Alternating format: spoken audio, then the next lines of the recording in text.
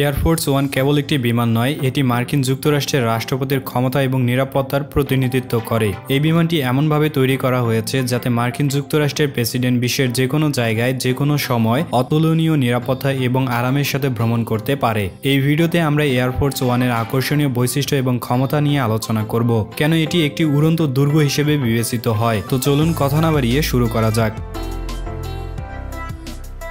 Air force one কি? Air force one বলতে মার্কিন যুক্তরাষ্ট্রের রাষ্ট্রপতিকে বহনকারী বিমানকে বোঝায়, তবে এটি সাধারণত একটি নির্দিষ্ট বোয়িং 747-200B জেটের সাথে যুক্ত। এই বিমানটি মানসম্মত বাণিজ্যিক বিমান নয়, এটি কাস্টম নির্মিত এবং রাষ্ট্রপতি ভ্রমণের অনন্য চাহিদা মেটাতে সামরিক বাহিনীর দ্বারা ব্যাপকভাবে পরিবর্তিত। এয়ারক্রাফটটি 76 মিটার লম্বা, যে কোনো বাণিজ্যিক জেটের তুলনায় এগুলোকে লম্বা করে বানানো হয় এবং প্রতিটির ওজন 3,78,000 কেজি। সর্বোচ্চ উচ্চতা 45,000 ফুট এবং F-116 ফাইটার জেটের সাথে অতুলনীয় গতিতে উঠতে সক্ষম। এয়ারফোর্স ওয়ান দ্রুত এবং দক্ষতা উভয়ের জন্য ডিজাইন করা হয়েছে। এয়ারফোর্স ওয়ানের অভ্যন্তরীণ বৈশিষ্ট্য। এয়ারফোর্স ওয়ানের ভিতরে ও বাইরে নীল নকশায় সজ্জিত। 3টি ডেক জুড়ে 4000 বর্গ ফুট বিস্তৃত। বিন্যাস, কার্যকারিতা এবং আরামের জন্য যত্ন সহকারে ডিজাইন করা হয়েছে। Whenever you see stars on the carpet on Air Force One, that is the president's personal space. Upper day. উপরের ডেকটি কমান্ড সেন্টার বা টেলিযোগাযোগ কেন্দ্র হিসেবে কাজ করে। উন্নত প্রযুক্তির দ্বারা সজ্জিত, যা সংকটময় সময়ে মোবাইল কমান্ড সেন্টার হিসেবে কাজ করে। এটি নিশ্চিত করে যে রাষ্ট্রপতি সর্বদা সামরিক এবং নিরাপত্তা কর্মীদের সাথে যোগাযোগ করতে পারে। Middle day.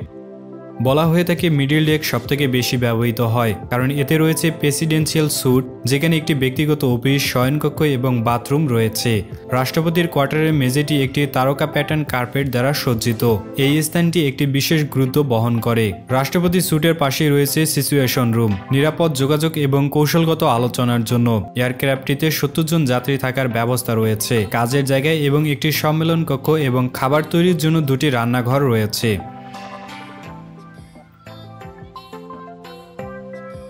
Lower day.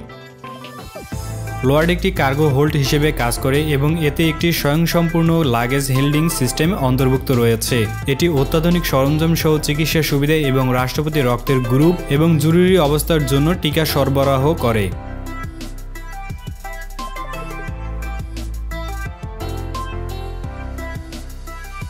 প্রতিরক্ষামূলক ক্ষমতা। মাটির চেয়ে বাতাসে বেশি সুরক্ষিত করার জন্য ডিজাইন করা হয়েছে।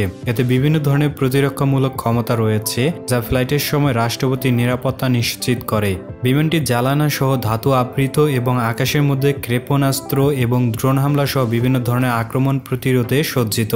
এয়ারফোর্স ওয়ানকে আকাশের মধ্যে রিফুয়েল করা যেতে পারে, যার ফলে দীর্ঘ দূরত্বের ভ্রমণ করা সম্ভব। বিমানটিতে রাডার জ্যামার, তাপ অনুসন্ধানী ক্ষেপণাস্ত্রকে বিভ্রান্ত করার জন্য গোপন বৈশিষ্ট্যগুলোর মধ্যে ইলেকট্রোম্যাগনেটিকের সুরক্ষা রয়েছে। নিরাপত্তা প্রোটোকল। এয়ারফোর্স ওয়ানের প্রতিটি ফ্লাইট সতর্কতার সাথে তৈরি করা হয়েছে। যে কোনো সম্ভাব্য হুমকির জন্য নিরাপত্তা প্রোটোকল রয়েছে। বিমানটি তার নিজস্ব সুরক্ষিত আকাশসীমার মধ্যে উড়ে যায়। এটি নিশ্চিত করে যে প্রেসিডেন্সিয়াল বিমান যায় একটি নির্দিষ্ট নিরাপদ দূরত্ব বজায় রাখে। আন্তর্জাতিক ভ্রমণের আগে ব্যাপক নিরাপত্তা নিশ্চিত করতে গেলে হেলিকপ্টার এবং রাষ্ট্রপতির সমর্থন সহ বিমানের মধ্যে একটি কাফেলা মোতায়েন করা হয়। উপরন্তু প্লেনটি একটি EB-4 advance air command post, পারমাণবিক জরুরি অবস্থার সময় সতর্কতামূলক ব্যবস্থা হিসেবে এয়ারফোর্স ওয়ানকে অনুসরণ করে। Secret crew. এয়ারফোর্স ওয়ানের অপারেশন এবং রক্ষণাবেক্ষণ প্রেসিডেন্সিয়াল এয়ারলিফট গ্রুপ দ্বারা পরিচালিত হয়। এই দলে পাইলট, নেভিগেটর এবং প্রকৌশলী অন্তর্ভুক্ত রয়েছে, যাদের প্রত্যেকেই বিভিন্ন পরিস্থিতির জন্য কঠোর প্রশিক্ষণ দেওয়া হয়েছে। পাইলটদের এড়িয়ে যাওয়ার কৌশল এবং সম্ভাব্য আক্রমণের জন্য প্রস্তুত ইত্যাদি। উল্লেখযোগ্যভাবে 1974 সালে প্রেসিডেন্টের নিক্সের সিরিয়া সফরের সময় এই কৌশলগুলো পরীক্ষা করা হয়েছিল।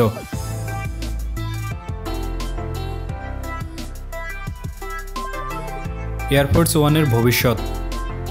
বর্তমান বোয়িং 747-200B বিমান 1990 সাল থেকে রাষ্ট্রপতির দায়িত্ব পালন করছে, তবে প্রযুক্তির অগ্রগতির নতুন মডেলগুলো বিকাশের দিকে পরিচালিত করছে। 2018 সালে বোয়িংকে দুটি নতুন 747-8 বিমানের জন্য 3.9 বিলিয়ন মূল্যের একটি চুক্তি দেওয়া হয়েছিল, যা 2024 সালে সরবরাহ করার কথা ছিল, যদিও এই সময়সীমাকে 2026 বা 27 ঠেলে দেওয়া হয়েছে। নতুন এয়ারফোর্স ওয়ানে অত্যাধুনিক উন্নত যোগাযোগ ব্যবস্থা এবং আত্মরক্ষার ক্ষমতা থাকবে, যা নিশ্চিত করে যে রাষ্ট্রপতি সর্বোচ্চ নিরাপত্তা এবং স্বাচ্ছন্দ্যে ভ্রমণ করতে পারেন।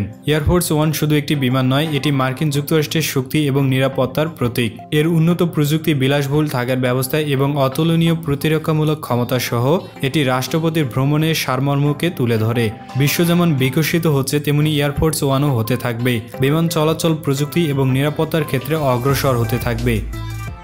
ভিডিওটি ভালো লাগলে শেয়ার করতে পারেন। আর আপনি যদি এমনই রহস্য, রোমাঞ্চ, আনকমন আর পৌরাণিক কাহিনী দেখতে পছন্দ করেন, তাহলে এক্ষুনি আমাদের আবর্তন চ্যানেলটিকে সাবস্ক্রাইব করে পাশে থাকা বেল বাটনটি প্রেস করুন। ধন্যবাদ।